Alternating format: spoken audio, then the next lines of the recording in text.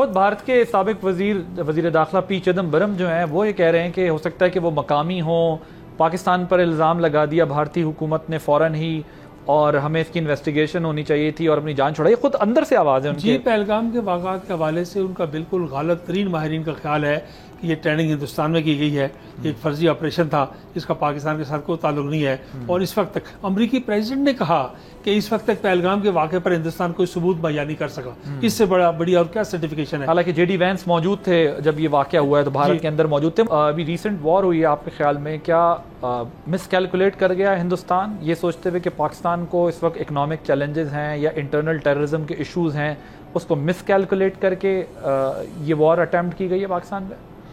देखिए, हिंदुस्तान जो है काफ़ी देर से, ख़ास तौर पे जब से बीजेपी आई है, तो उन्होंने 370 की बात की, कश्मीर में 35A की बात की, बाबरी मस्जिद की बात की। उन्होंने काफ़ी बातें ऐसी की अपने इलेक्शन मैनिफेस्टो में जिनको आहिस्ता आहिस्ता उन्हें पूरा करने का मौका मिला। उनके पास अब इलेक्शन में जाने के लिए और बाकी बातों के लिए सबसे बड़ा रास्ता ये है कि वो पाकिस्तान पर चढ़ाई किस तरह करें और पाकिस्तान को किस तरह ब्लैकमेल करें। ये मिसकैलकुलेशन भी थोड़ी बहुत हो सकती है और उनका ख्याल ये था कि पाकिस्तान अपने सियासी मसाइल में गिरा हुआ है, अदम इस्तेकाम है, माशी मसाइल हैं, दहशत गर्दी है, कई किस्म के मसाइल हैं और फौज जो है वो काफ़ी अरसे से हमारी सिक्योरिटी फोर्सेज जो है वो एंगेज हैं।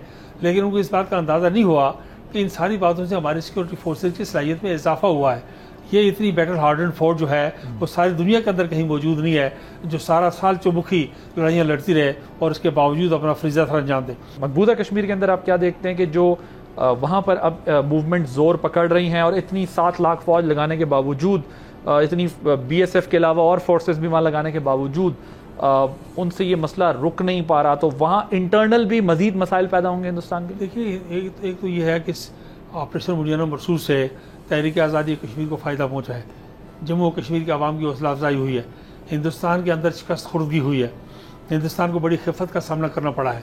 ये सारे फैक्टर्स अगर आप यकजा करें तो आप देखते हैं कि सारी हुर्रियत की आदत जो है जेलों के अंदर है। इसके बावजूद तहरीक आपको जोर पकड़ती हुई दिखाई देती है, कम से कम कमज़ोर होती हुई दिखाई नहीं देती। और उसका जो पैरामीटर है, जो लिटमस टेस्ट है, वो हिंदुस्तानी फ़ौज की मौजूदगी है कि हिंदुस्तानी फ़ौज की मौजूदगी में अगर कोई कमी नहीं हुई तो इसका मतलब ये है कि तहरीक ताकतवर और मजबूत है, जिसकी वजह से हिंदुस्तानी फ़ौज इस वक्त तक वहाँ मौजूद है। सब्सक्राइब करें और बेल दबाएं ताकि कोई खबर रह न जाए।